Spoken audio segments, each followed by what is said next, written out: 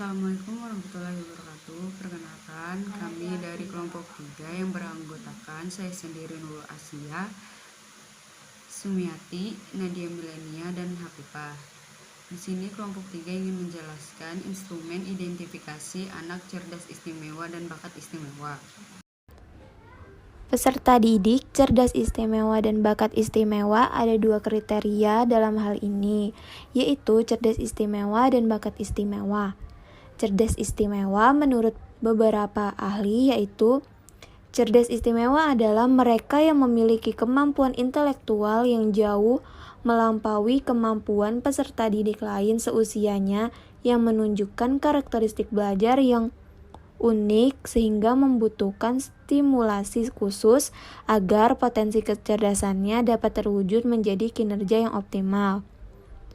Sedangkan bakat istimewa atau keberbakatan adalah kemampuan alami yang luar biasa diperoleh dari kombinasi sifat-sifat yang meliputi kapasitas intelektual, kemampuan, dan unjuk kerja. Bakat istimewa atau talent pada umumnya diartikan sebagai kemampuan khusus yang merupakan faktor bawaan yang dapat terwujud dalam prestasi yang unggul. Potensi tersebut perlu dikembangkan dan dilatih agar dapat diwujudkan. Menurut Renzulli, keberbakatan mencakup 3 dimensi yang saling berkaitan yang disebut dengan three ring conception, yaitu yang pertama, high potential ability atau kecerdasan tinggi. Standar yang ditetapkan untuk anak berbakat oleh Dignas tahun 2003 adalah 140. Kalau hasil tes menunjukkan IQ anak mencapai 140 ke atas, maka anak itu otomatis disebut gift child. Tetapi, kemudian muncul pembagian tertentu untuk anak berbakat dilihat dari IQ-nya. Keberbakatan ringan dari IQ 115 sampai 129. Keberbakatan sedang dari IQ 130 sampai 144. Keberbakatan tinggi dari IQ 145 ke atas. Yang kedua ada task commitment.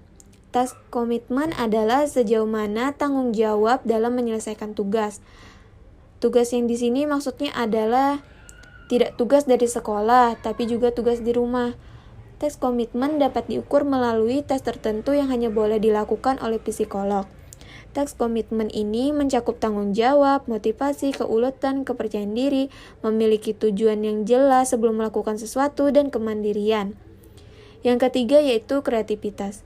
Kreativitas bisa diartikan sebagai kemampuan untuk menciptakan hal-hal baru atau kemampuan untuk membuat kombinasi-kombinasi baru dari yang sudah ada. Kreativitas dapat dinilai dari 4 hal. Yang pertama yaitu produk, yang kedua pribadi, yang ketiga proses, dan yang keempat pencetus atau penghambat. Suatu produk dikatakan kreatif kalau produk itu baru, berbeda dari yang sudah ada, lebih baik dari yang lain dan tentu saja berguna. Sifat pribadi kreatif yang lain adalah terbuka pada hal-hal baru, punya rasa ingin tahu yang besar, ulet, mandiri, berani mengambil resiko, berani tampil beda, percaya diri, dan humoris. Selanjutnya yaitu karakteristik anak cerdas istimewa dan bakat istimewa. Adapun karakteristik anak yang memiliki bakat istimewa pada umumnya ialah yang pertama, menunjukkan perilaku-perilaku dengan perkembangan yang pesat melampaui usianya pada beberapa bidang bakat tertentu. Yang kedua, memiliki ingatan yang luar biasa terkait bidang bakatnya.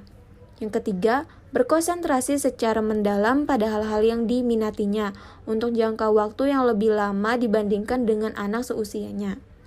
Yang keempat, menunjukkan sinkroni antara perkembangan bakat istimewanya dengan aspek lain dalam dirinya, terutama pada anak dengan bakat istimewa tinggi.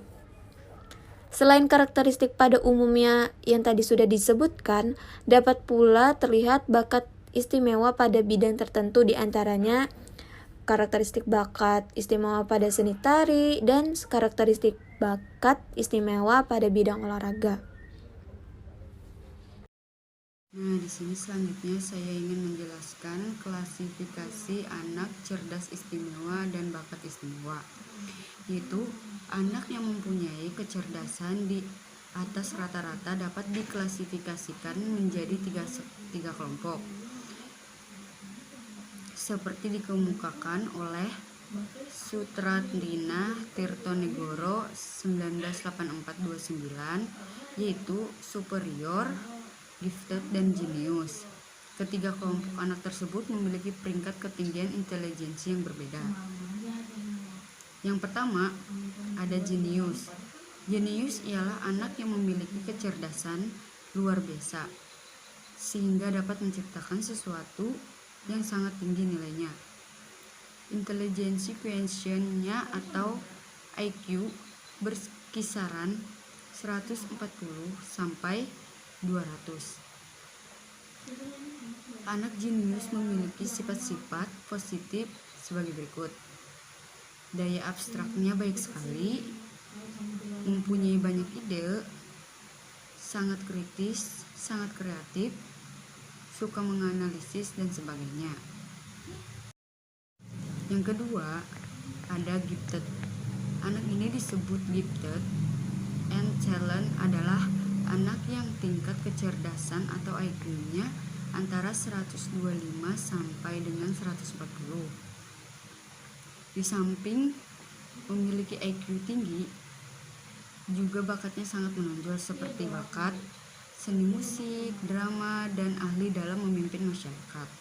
Anak gifted diantaranya memiliki karakter mempunyai perhatian terhadap sains, rasa ingin tahu, imajinasinya kuat, senang membaca, dan senang akan koleksi. Ketiga, ada superior. Anak superior tingkat kecerdasannya berkisaran antara 110 sampai dengan 125 sehingga prestasi berjalan cukup tinggi. Anak superior memiliki karakteristik sebagai berikut: dapat berbicara lebih dini, dapat membaca lebih awal, dapat mengerjakan pekerjaan sekolah dengan mudah, dan dapat perhatian dari teman-temannya. Hasil studi lain menemukan bahwa anak-anak berbakat memiliki karakteristik belajar yang berbeda dengan anak-anak normal. Mereka cenderung memiliki kelebihan menonjol dalam kosakata dan menggunakan secara luas, memiliki informasi yang kaya, cepat dalam menguasai bahan pelajaran, cepat dalam memahami hubungan antar fakta, mudah memahami dalil-dalil dan formula-formula, tajam kemampuan analisisnya, membaca banyak bahan bacaan atau gemar membaca, peka terhadap situasi yang terjadi di sekelilingnya, kritis, dan memiliki rasa ingin tahu yang sangat besar. Selanjutnya ada identifikasi anak cerdas istimewa dan bakat istimewa, yaitu pengukuran mengenai keberbakatan bersifat kompleks. Ada komponen tidak dapat diukur dengan menggunakan cara biasa, dan juga ada beberapa bagian dari definisi keberbakatan akan menentukan bagaimana teks skor diinterpretasikan. Sangatlah penting untuk menggunakan metode yang tepat dalam melakukan identifikasi awal keberbakatan untuk membantu anak dengan spesial talent meraih pemenuhan diri dan membantu mereka untuk mengembangkan potensi untuk memberikan kontribusi bagi lingkungan mereka. Nah, proses awal identifikasi yang lazim digunakan adalah menggunakan tes intelijensi atau tes IQ. Namun, cara ini dianggap memakan biaya, waktu, dan tenaga. Untuk itu, ada cara lain yang dianjurkan adalah cara metode majemuk, yang merupakan kombinasi dari penggunaan tes intelijensi dengan observasi dan studi kasus diperoleh dari sumber-sumber di sekitar anak. Melalui cara metode majemuk diharapkan pada proses identifikasi bagi anak berbakat di Indonesia akan menjadi lebih mudah. Selain itu, kita juga bisa menggunakan nominasi guru, nominasi teman sebaya, nominasi orang tua, dan nominasi diri sendiri dalam mengidentifikasi anak cerdas istimewa dan bakat istimewa. Hasil dan analisis hasil identifikasi. Data anak yang kami identifikasi adalah nama Ja Abida Basita, tempat tanggal lahir Banjarmasin 2 Desember 2010, usia 10 tahun, agama Islam, anak kelima, sekolah SD Muhammadiyah 10.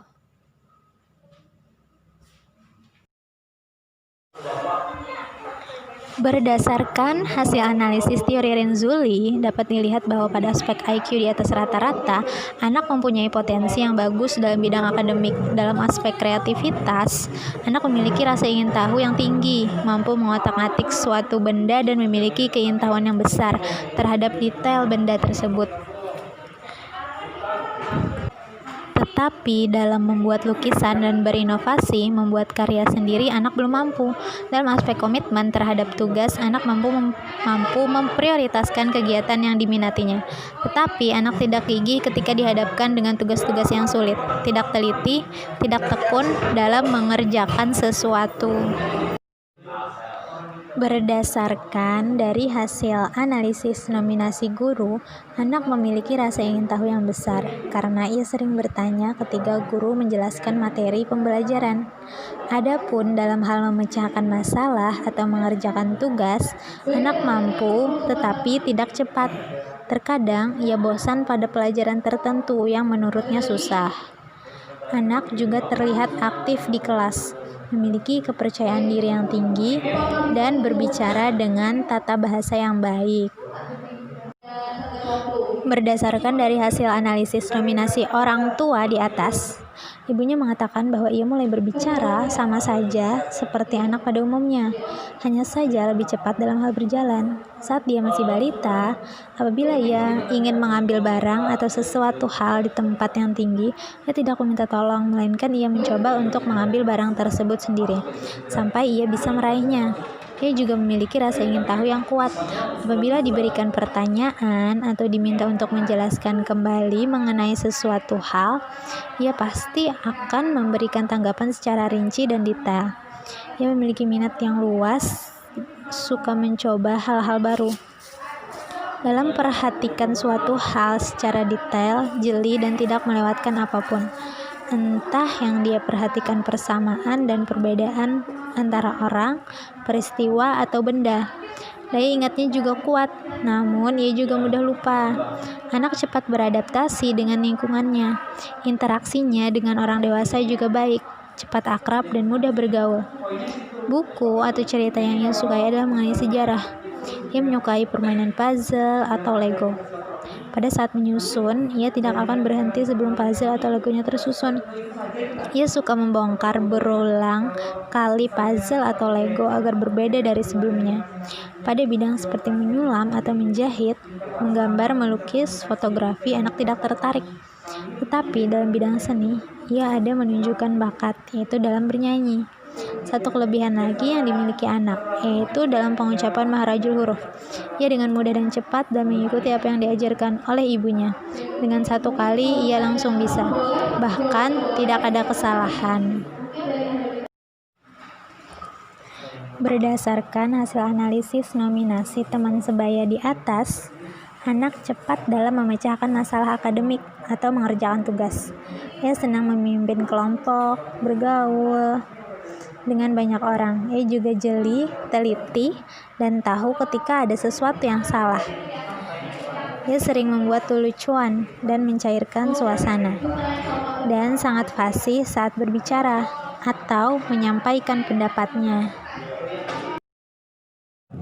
Berdasarkan hasil analisis nominasi diri sendiri, pada aspek kecerdasan linguistik, anak memiliki kemampuan yang bagus, tetapi dalam aspek logis, matematik, anak tidak senang bekerja dengan komputer atau bentuk teknologi lainnya. Dalam aspek visual spasial pun, anak tidak suka atau senang dalam membuat video, slide, peta, dan diagram. Permainan catur, kinestetiknya pun anak tidak memiliki keunggulan dalam satu bidang olahraga, suka meniru gerakan atau tingkah laku orang lain. Tapi pada aspek musikal, anak suka bernyanyi dan memiliki suara yang bagus. Dalam aspek interpersonal, anak lebih suka bekerja sendiri daripada dengan orang lain. Dalam aspek intrapersonal, anak tidak mengekspresikan diri secara ekspresif. Dan dalam aspek naturalistik, anak tidak menyukai aktivitas yang berhubungan dengan alam.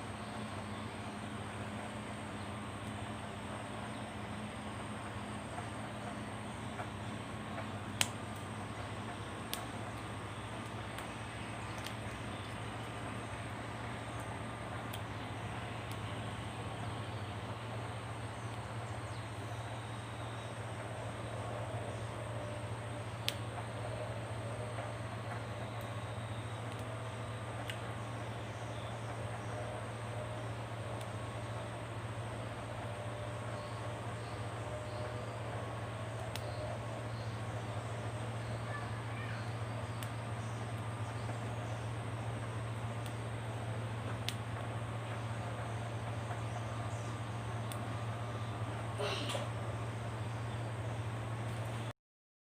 yang dapat kelompok kami sampaikan. Mohon maaf jika ada salah kata.